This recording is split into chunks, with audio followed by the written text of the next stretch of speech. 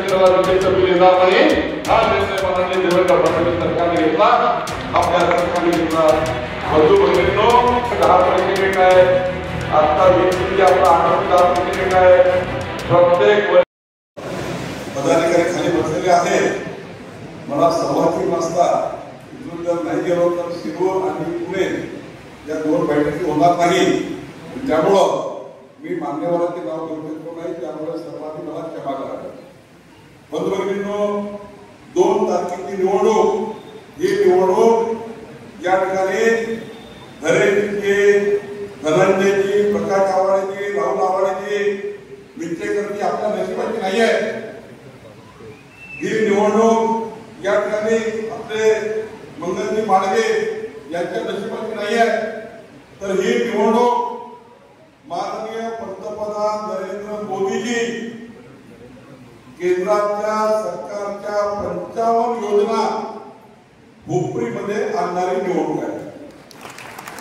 2 तारखेची निवडणूक ही माननीय देवेंद्रजींच्या सरकारच्या माध्यमातून ज्या 48 योजना असतात, ज्या योजनेच्या माध्यमातून हुपरीच्या नगरपालिकेच्या माध्यमातून हुपरीच्या जनतेला आपण न्याय देऊ शकतो, त्या 48 योजना करता, मध्यमवर्गीयाकरता, शेतकरी शेतमजुराकरता, अंध अपंग निराश्रित व्यक्ती करता आपण देऊ शकतो। या नगरपालिकेच्या माध्यमातून या योजनाची निवडणूक आहे। बंधू भगिनींनो, 124 योजना ज्या नगरपालिकेचे नगराध्यक्ष मंगल माडगे आपल्याला पुढचे 5 वर्ष देतील, या योजनांची निवडणूक आहे। आणि म्हणून 2 तारखेच्या निवडणुकीमध्ये भारतीय जनता पार्टी, शिवसेना, तरारी आणि आपल्या या ठिकाणी माननीय विनयरावजी गोरे आमच्या शोभराव मानेजी बसले आहेत, आमच्या या युतीमध्ये अशी ही निवडणूक आहे। बंधू भगिनींनो, खऱ्या अर्थाने मोदींच्या नेतृत्वातलं सरकार आणि महाराष्ट्राचं सरकार या दोन्ही सरकारच्या माध्यमातून ही निवडणूक आहे। खरं तर माननीय देवेंद्रजींनी 3 महत्वाचे वचन आपल्याला दिले होते। आपलं सरकार आलं तर आपण 32,000 कोटी रुपये खर्च करून मध्य प्रदेश, छत्तीसगडमध्ये 25 वर्षापासून जशी लाडकी बहीण योजना मजबूत झाली, तशी महाराष्ट्रामध्ये 32,000 कोटी रुपये देऊन आमच्या 2.5 कोटी लाडक्या बहिणीची योजना मी मजबूत करून तिला पुढे नेऊ आणि पुढचे 5 वर्ष आमच्या लाडक्या बहिणीची योजना सुरू राहील। माननीय देवेंद्रजींनी वचन दिलं होतं की आमच्या शेतकऱ्यांना 45 वर्ष शेतकऱ्यांना शेताला जो विजेचा पंप आहे, त्या विजेच्या पंपाचं बिल एक कमलाचं मत, एक कालावधी संघटनेचं मत, एक त्या ठिकाणी विनय परिषदेचं मत, हे किती महत्वाचं आहे। 27,000 कोटी रुपये शेतकऱ्याकडे थकीत होते।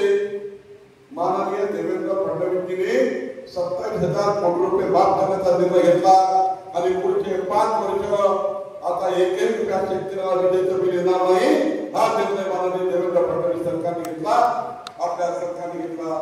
बंधू भगिनींनो, आपल्या सरकारने आता ठरवलं की पुढच्या काळामध्ये जे घरगुती वीज बिल आहे ते 8 रुपये 10 पैसे रेट आहे। आता वीज बिलचे आपलं 8 रुपये 10 पैसे रेट आहे, प्रत्येक वर्षी 80 पैसे वाढणार आहे। 2029 मध्ये राहुलजी 12 रुपये युनिटची वीज हुपरीमध्ये येणार आहे, पण देवेंद्रजींनी सांगितलं आता या महाराष्ट्रामध्ये सूर्यघर, प्रधानमंत्री, मुख्यमंत्री सौर वाहिनी योजना येत आहे, ती सुरू झालेली आहे। 2029 मध्ये 12 रुपये जो विजेचा रेट होणार आहे तो आता 12 रुपये होणार नाही।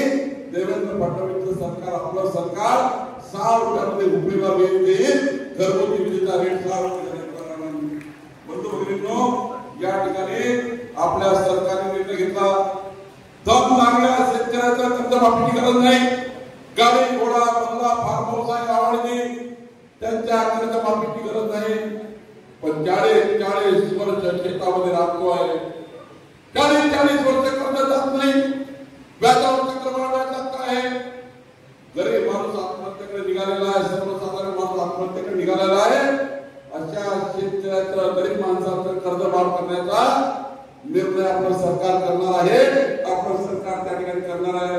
बंधू भगिनींनो, या ठिकाणी राहुल आवाडेजी, प्रकाशजी विंचेकरजी आपण मांडलाय, मान्य महाडेजी आपण मांडलाय. पण आज या ठिकाणी महत्वाचा आपल्याला मला या ठिकाणी जबाबदारी आहे की राज्याच्या महसूल खात्याची, या राज्याचे मालमत्तेचे जतन झालं पाहिजे. तुमच्या घराचं प्रॉपर्टीचं रक्षण करण्याची जबाबदारी महसूल खात्याची आहे. आणि म्हणून महसूल खात्याने महत्वाचा निर्णय घेतला. या ठिकाणी हुपरीमध्ये गावठाण सोडून जेवढे काही घर बसलेले आहेत, हेलिकॉप्टर बघितले, जेवढे प्लॉट पडलेले आहेत, जेवढे घर पडलेले आहेत, त्या ठिकाणी एरिया नाही, टिपी नाही, जनतेने घर बांधून टाकलं. काही रहिती झाले, काही रहिती वाढले आहेत. या राज्यातले 60 लाख परिवार असे आहेत जे गावठाणाच्या बाहेर प्लॉट होऊन राहतात, त्यांचे घर कायदेशीर नाही. पण 4 तारखेला आपण असा अध्यादेश काढला, या महाराष्ट्रातले हुपरीतले 60 लाख परिवारांचे घर कायदेशीर करून त्या घरांना सातबारा देण्याचा निर्णय, प्रॉपर्टी कार्ड देण्याचा निर्णय आपल्या सरकारने केला. बंधू भगिनींनो, आपल्या सरकारने आता शेतकऱ्याच्या शेतीच्या रस्त्याकरता किमान 12 फुटाचा रस्ता असला पाहिजे. आणि किमान 12 फुटापासून सरकारी जागा जेवढा असेल तेवढा हा रस्ता करून मुख्यमंत्री बळीराजा पांढर रस्ते योजनेच्या माध्यमातून या महाराष्ट्रातील सर्व पांढर रस्ते बांधकामाचा निर्णय करण्याचा आपण या ठिकाणी निर्णय करणार आहोत. राहुलजी, अशोकराव, तुमच्या मतदारसंघात जेवढे शेत रस्ते आहेत त्या सर्व शेत रस्त्याला मुख्यमंत्री बळीराजा पांढर रस्ते योजना आपण करणार आहे. बंधू भगिनींनो, एक मत तुम्ही कमळाला दिलं, आपलं सरकार आलं, आपल्या सरकारने निर्णय घेतला, आपल्या सरकारने निर्णय घेतला की आपल्या विद्यार्थ्यांना कुठल्याही 1ली पासून 12वी पर्यंत, ग्रॅज्युएट पर्यंत, पोस्ट ग्रॅज्युएट पर्यंत शिक्षणाकरता जे डॉक्युमेंट लागतात, डोमेस्टिक सर्टिफिकेट लागतं, नॅशनल सर्टिफिकेट लागतं, कास्ट सर्टिफिकेट लागतं, व्हॅलिडिटी लागतं, 18 प्रकारचे वेगवेगळे डॉक्युमेंट शिक्षणाकरता लागतात. या डॉक्युमेंटला 500 रुपयाचा स्टॅम्प लावल्याशिवाय तुम्हाला डॉक्युमेंट कलेक्टर तहसीलदार देत नव्हते. आता आपल्या सरकारने निर्णय घेतला, शैक्षणिक दाखला करिता आता कुठलाही स्टॅम्प पेपर लागणार नाही, 0 स्टॅम्प पेपर लागेल. हा निर्णय आपल्या सरकारने घेतला.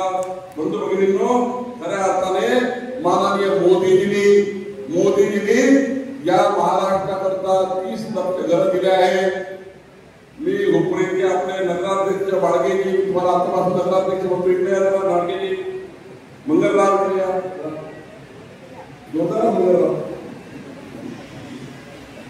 मंगलराव, तुम्ही जेवढे घर बांधा तेवढे घर महाराष्ट्र सरकार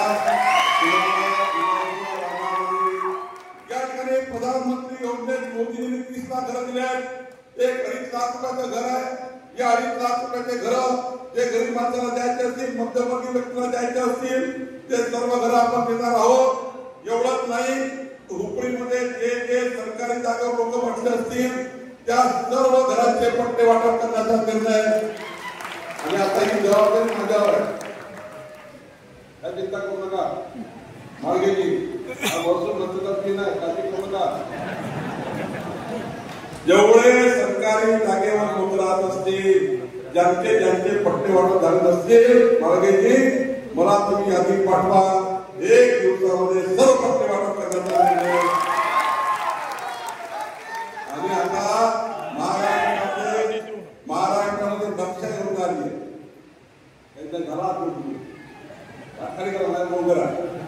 दोघे भाषा महाराष्ट्रामध्ये आता नक्षा योजना आली आहे.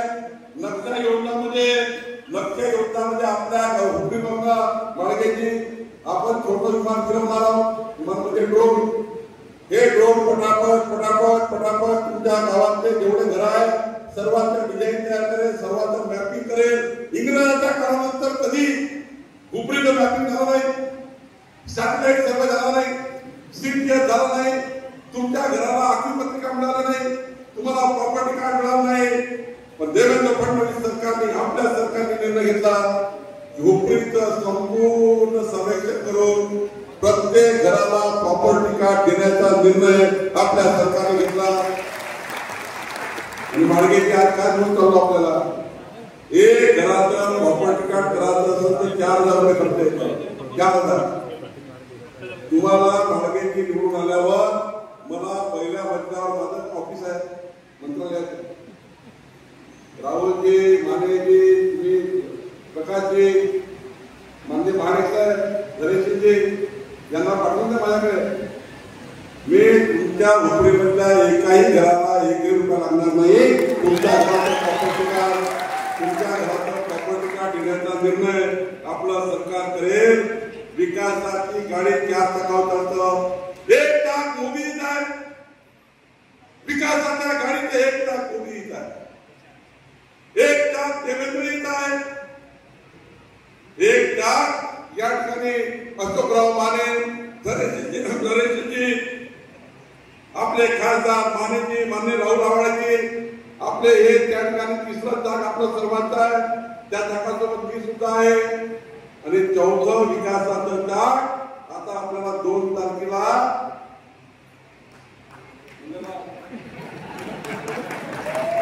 तुम्ही 2 तारखेला मंगळरावचं टाक लावा 100च्या स्पीड नोकरीवरून गाडी निघेल आणि मंत्रालयात